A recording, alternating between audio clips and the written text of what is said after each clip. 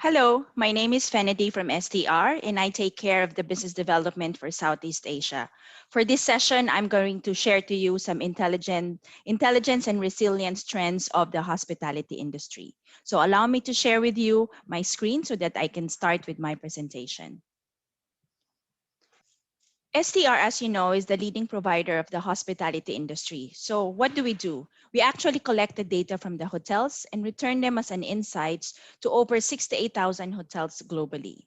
So with this vast amount of insights for over 35 years, we started in 1985. Our data are used by hotel management, but also hotel owners. Now, we also have our clients as hotel chains, investors, banks, and governments. But even hospitality vendors are avid users of our report because we give them better insights of the movement in the hotel industry. Now, let's look at the global and regional performance and even specific markets in Southeast Asia to help you get prepared for the months ahead. Obviously, 2022 is a very important time for us to do our strategic planning. Now, time flies. 2021 is almost over. We are almost there. We're in November. So what is the global view in terms of occupancy?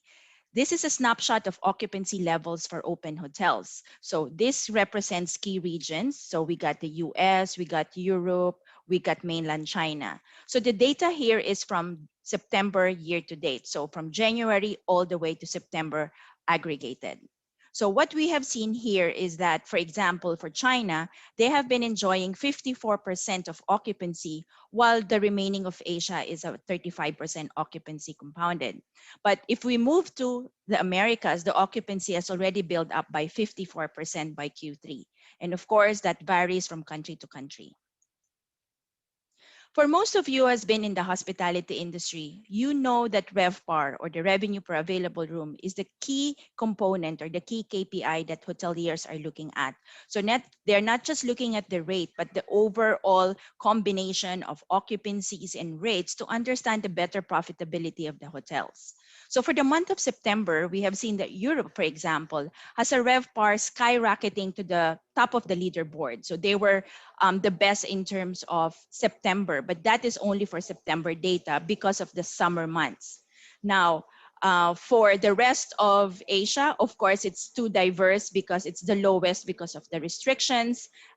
Restrictions are well in place in September.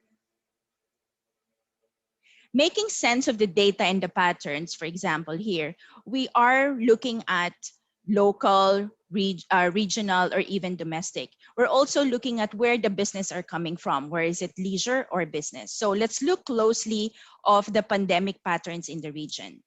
So we really cannot bundle Asia Pacific per se. Like I said, it's difficult to make sense of it all because of the diversity of the different markets in Asia Pacific.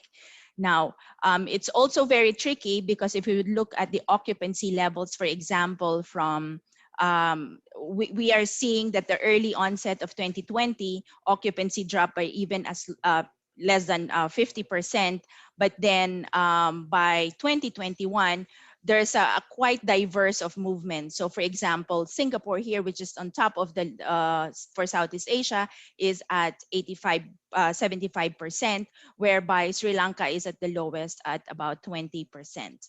Now, many factors are affecting the diverse Asia Pacific markets. For example, Vietnam has had months of lockdown. So obviously, Vietnam market is also pushing down the overall Asia Pacific performance. So a lot has happened in October. So one of thing is, for example, for Malaysia, they have resumed the interstate travel. So that is expected to give a huge demand leap in terms of occupancy levels. Now, of course, we have seen some great recoveries this year or for the past 2 years, for example. So there are key markets I want to highlight here. Let's say China, India, Indonesia, and Maldives. These are the top four that I would like to highlight as, with great recovery, as you can see at the trend line here. China, obviously, given the it's a big boost given the domestic market. They've opened up earlier. So this is expected in terms of recovery. But what would be interesting would be the India market. The India market has a slump sometime in May because of the huge cases of the Delta virus. But interestingly, they have in fact achieved a very good recovery. So here, is the rapid India's rebound in terms of three different KPIs. You would see here in occupancy, average daily rate, and revenue per available room. So it's a V recovery for occupancies and RevPAR. So this is interesting. In terms of rate, it's slightly a slow climb, but that combination of occupancy and rate really has given both a V recovery for the Indian market. Now let's move to more good stories. For example, in Australia, they're already now celebrating their freedom after months of lockdown.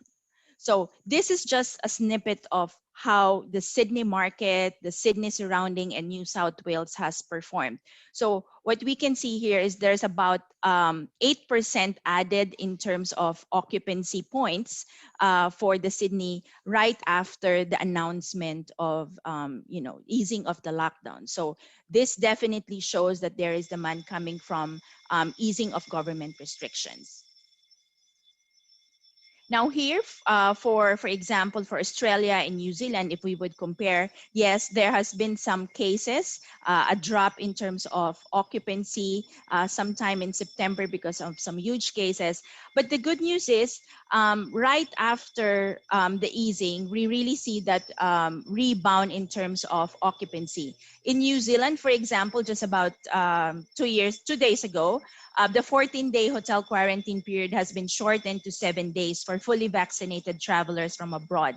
So this means that 2022 will be looking great because there would be a potential push for the demand for the New Zealand market. Now, here in Southeast Asia, we are almost there because we are opening up left and right. You would see that in the news, the Philippines, Thailand, Malaysia is opening up. So we're almost there in terms of easing. So really there's a push because of the vaccination rate, and that also there's a quest to bring back, to push in the sandbox and bubbles from different markets in Southeast Asia.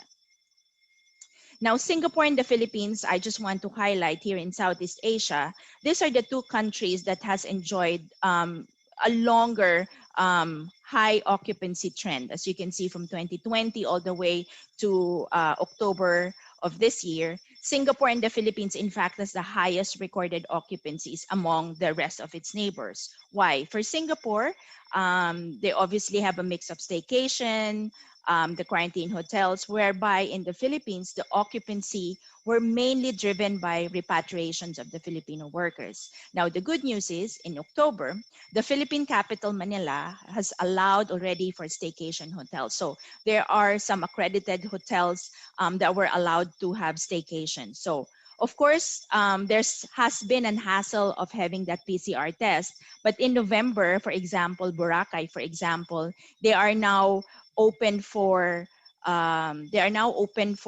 vaccinated tourists, and there's no need for quarantine. So that's a good thing for the Philippine market.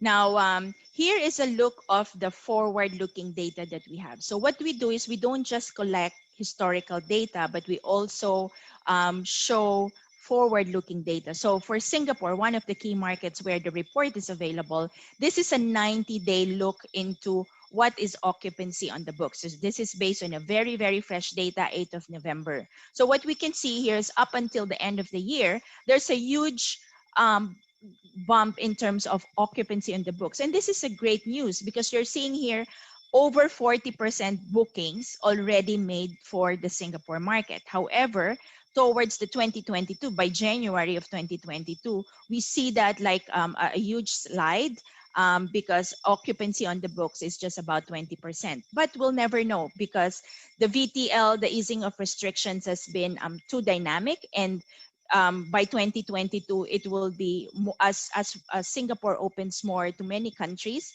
we will expect more bookings coming in along the way. Now let's look at Indonesia. So Indonesia is a market that has been growing rapidly. When we compare Jakarta, Yogyakarta, Bogor, and Malang, so we see that highs and lows. So those highs and lows is those are really weekend spikes for those key markets. Unfortunately, if we would compare that to Bali, Bali sits at the lowest point because they're still technically closed for international tourists. So we're waiting for that opening of the Bali market. So eventually, maybe it will follow Phuket in terms of the sandbox performance. Now, speaking of sandbox, so let's go and hover to Thailand market. So obviously, Thailand is opening and closing, but Phuket is one of the key destination, the first one that has done the sandbox. So what's the story behind that? For sandbox, before they opened Phuket market, occupancy was at low at 10% or even as low as 10%. But by mid of October, we have seen that occupancy level has already pushed by 27%. Now, if we would compare the different submarkets in Thailand, so we got Phuket, Chiang Mai, Krabi, Samui, Pattaya, for example. The pink one, which we would be Hua Hin, is a 2-3 hours drive away from Bangkok. So it really drives more local demand to go to Hua Hin, and also the next one will be the Pattaya market. So the first two lines, you got Hua Hin and Pattaya showing weekend spikes. So that's a good thing because there's still a very good demand happening in those two markets. In fact, Hua Hin, you're seeing at some weekends reaching over 75% occupancy levels. Now, just like Singapore, I want to show you a snippet of what is occupancy in the book. So let's take Bangkok, for example. So this shows that as of 8th of November, we have recorded about 15%, just an average by the end of by December, about 15 to 18% occupancy on the books. Of course, that will change as the market will open up. So we will expect more bookings, just the same like that of Singapore market. But still, if you would look for January bookings, it's still way below 10%. Now we are over a year of pandemic, almost 2 years, and things has been changing, obviously. But we wanted to know what's up ahead, what's in the pipeline. So with STR, we also collect data of the census, how many hotels are open, how many hotels are opening, and also how many hotels are in construction. So I'm happy to give you a snippet of some key markets in Southeast Asia, or this is even a global performance where 4 markets in Southeast Asia is in a hotspot for supply, meaning they have a huge number of pipeline coming into their market. So there's 2 ways to look at that. If you're from a hotel industry, if you're operating a hotel, of course, new supply will put in more pressure. If you are from the vendor side, these are your opportunities whereby, there are many X number of hotel rooms coming into the market. So we have here, let me just highlight, there are 4 markets. We got Vietnam, Thailand, Indonesia, and Malaysia having a top spot in terms of pipeline coming into the next few years. So like I said earlier, it's looking about opportunity. So where do you want to look at it? It's an opportunity. So for Indonesia market, for example, this is an AMPM, one of our platform. This yellow line, this yellow dot represent those pipeline. How many hotels are coming into the market? So this is a very, very updated data. In fact, we have seen that in the next few years, Indonesia will have over 55,000 rooms to be added, and 58% of that is already in construction. Now, let's look at some key markets. I'm not going to show you all the key markets, but Metro Manila, Bangkok, and Kuala Lumpur. So if your clients are hotels, for example, these are very, very good data to be able to see how many hotels are coming in the next up to 2023. So for example, for Metro Manila, almost 2,500 rooms are expected to come in 20 by next year. In Bangkok, about 5,000 rooms. So there has been some delays because of the pandemic, obviously, but we are still expecting over 5,000 rooms to come in. And in Kuala Lumpur, there's about 1,300 rooms coming up into the market. But by 2023, things will change. So if you would look in Metro Manila, it will probably reach over 3,000 rooms. And for Kuala Lumpur, that's another 3,000 rooms also to be added for next year. Now, for a hotel operators or a hotel owners, it's important to keep track of your P&L. So in STR, we started collecting monthly P&L from the hotels, whereby the hoteliers will be able to work and look into the monthly trends of P&L, looking at expenses, looking at revenues. So let me share you some key findings. So here is just an August snapshot. So of course there are restrictions in place, and that affects the overall profitability of the hotel. If we would compare 2019 and August of 2021, we see Sydney and Bali on top, but then by August of 2021, they're in the lowest point in terms of profitability. So just to highlight. And then for the months ahead, of course, we need to keep track on a month-on-month basis, like the not just the occupancies, ADR, and RevPAR, but also the spendings, the revenues coming. So we need to keep track of the GOPAR levels. Just for those who are not familiar, the gross operating profit per available room. This is a key metric that is used by the hotel industry to be able to gauge the relationship between revenues and expenses. So basically, you're looking at the bottom line. If you know that the certain market has a good bottom line, so chances are there are more opportunities in that market. So Beijing here, for example, is a market whereby it goes beyond 40% as compared to 2019 levels, whereby Bangkok and Bali are at the bottom of the GOPAR level. So as markets are opening up, we will see more movements in the monthly GOPAR levels for each destinations. So we need to stay focused. So, before I end the presentation, I really want to say that we need to look into, the supply, how many hotels are opening, how many hotels are going to open based on new construction. So those are very, very important points. We also need to look at the segmentations for if you are a hotel management, the source of bookings are also very important. So groups and transients are also important to keep track. Operational costs, like I mentioned earlier, keeping track of expenses, looking at the bottom line. So operational cost is very key to pushing up the rates, and it's not just occupancy levels. As seasonality starts to kick in, we need to keep track of those up and downs, whether weekends and weekdays. So these are some of the key important points that I would like to share. And also source markets again. Your source market might have changed over the years, but 2021 would be a game changer because we need to keep track of those easing, government regulations, which countries are going to come in. So source market will definitely change for 2022 up ahead. So these are some focus points I would like to highlight before I end this session. Thank you very much. And if you have any questions, I'm happy to answer. I'm happy to answer them. Thank you.